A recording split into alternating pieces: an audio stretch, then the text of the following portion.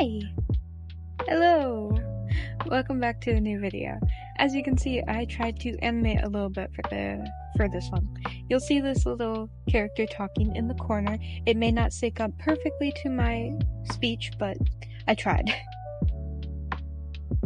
Welcome into another Let's Struggle Together video. This one's on perspective. Now before I start, I'm going to put on screen a bunch of videos from other creators, as well as some things that helped me in this process right here.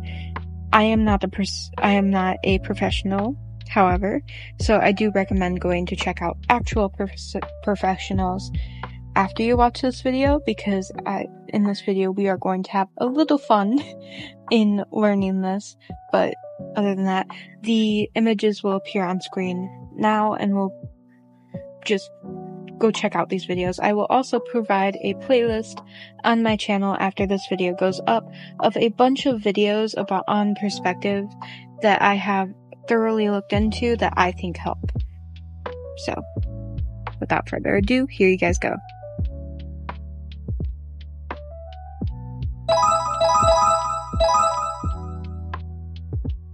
Okay, you guys saw him, you checked him out. Good. Now, let me start by saying that I have done perspective drawings before. Let me pop them on screen. They're old, I know.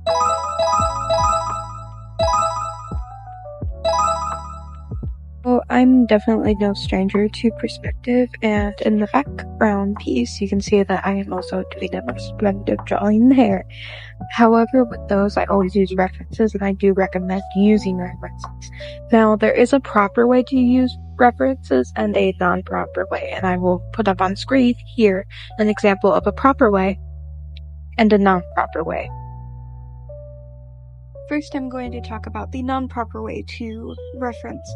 This right here that you're seeing on the screen is tracing, and you would be stealing from the artist if you were to claim this as your original work. Even if you put other things on it, like hair, eyes, and stuff like that, it's still inherently the other person's work. Now, you can learn roughly a few things from tracing, however, it should never be shared publicly or claimed as your own. If you are wanting to share it publicly, make sure you actually credit the original artist, or you can at least credit them. But inherently tracing, it's kind of self-explanatory. It's not gonna help you in the long run. In fact, it could work more towards a hindrance to you, because you're not gonna understand the basics of what goes where, and you're gonna keep on those little mistakes that artists make into your own work. With this one, you look at the toes. Toes aren't flat. They curve out a little bit. The dent in between the arm, right up on the shoulder, real arms don't dent in like that. They bump a little bit, but they don't dent. There's a lot of mistakes in this model. Even though it looks good, it is very stylized, so you keep those mistakes in your art, rather than having something completely different. Now let's talk about the proper way to reference. So in this, you can see I'm actually breaking down shapes and finding out what's put where. You can see the only place I really directly traced over was the sword, because that's a part that I am still working on, and I knew I'd change the thickness and the just overall place of it. You can see on these pieces and on the piece I actually did referencing this one, that I didn't see like the little hilts on the sword, so I just didn't add them in. But you can see I changed a lot of stuff in how I did this. I fixed a lot of the mistakes that I don't put in my own art. I fixed how the arm kind of dips down. I fixed the divot in the shoulder. I fixed the feet. And I tried my best to really actually understand where things went. I also changed the way the head was positioned. and flipped it around because I thought it looked better for composition wise, and I think I was right on that part. You can see with the way I am referencing in the beginning that I always reference in white, and I just feel like it gives me a little bit of serotonin when I do that, or dopamine, whatever you call it. It just makes the good juices in my brain flow better. And I just like sketching in white for some reason and using my referencing in white. I feel like it shows up better. But with this, you actually know where things go, how things are positioned properly. You actually try and break down what's underneath the covered parts. You try and actually understand where things go, and in turn you also try and fix any errors that you see in the original that you don't want in your art. That's proper referencing. A good reference will always only help you and help aid you, rather than be what your final piece looks like. Mine, I feel like for this, looks completely different than the reference. Yes, it's the same pose, but it looks completely different in how things are structured and how things are added in. The face shape is different. The curves on her arms are different. Her hands different. Her thighs, her feet, all of it is different. And that's a good thing. I know that sometimes I do reference a little too similarly to tracing, and I have been trying to help stop that by just trying to figure out things more and how things are placed, by figuring out what goes under things that are covered, how things actually move, and how things connect, and it does really help.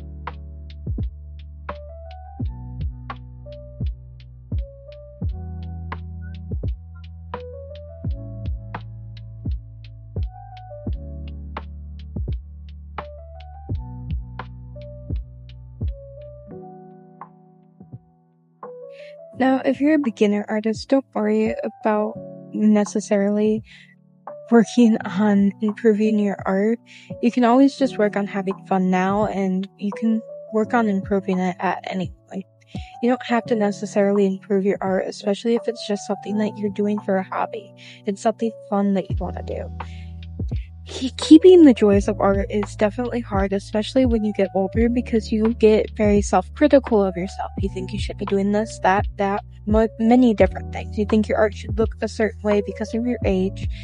It doesn't have to look any certain way. It just has to be something that you enjoy. And that's definitely hard to do in art.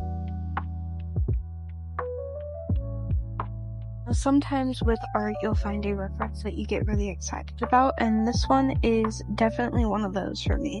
This is the statue of Undine rising from the waters, from the fountain of water. Rising from water. I'm saying that so weirdly. But it's definitely one of those art pieces that have just captivated me, like, a lot. Like, to a ridiculous degree. This statue is so pretty. Usually I don't look at statues. Anyway, you can see it here that I'm really struggling with the face, and what I ended up doing was just blocking it out. I was also struggling with how the hands are positioned, since in the reference you couldn't see them since they were covered in a cloth, so I figured I would add that cloth as well.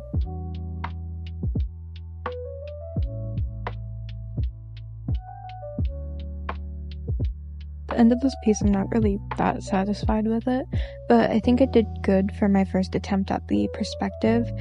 I honestly genuinely loved the clothing folds I did on this piece, and I do think I could have pushed it just a little bit more, or at least stayed around to try and fix the face, but instead I kind of took the easy way out because I just wanted to get it done and on paper, because sometimes that's all that really matters.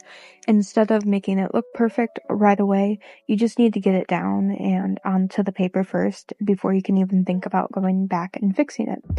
Now that I have it done and dusted on paper, if I want to fix it at a later date, I can go back and do it. Just like with redrawing things. If you take my piece that'll pop up on the screen from earlier, I've redrawn this one many times, and it's in perspective, and each time you can see me pushing that perspective more and more and more. So, It's just a matter of time and effort that you're willing to put into something. And of course, another thing that can really help with stuff like this is taking a step back, getting off your screen and doing something else. Not drawing necessarily, you could crochet or dabble into another hobby, or just chill and watch anime. All that matters at the end of the day is you try your best and you try not to burn out, which is easier said than done, and I know that. In a lot of cases, a lot of the times, the best thing you can do for art block is take a step back and just do other things that you like. In the meantime, watch your favorite show, rewatch your favorite show. Just take a step back and then come back to it with a clear and fresh mind, and then sometimes, usually, you'll be able to see the problems you were having originally. And sometimes you may not, and in those cases, you can feel free to scrap it. If it's not going to work and it's frustrating you too much, you can just scrap it and move on to a different piece, and then try again in a few years later. It's not that big of a deal. Just have fun with it.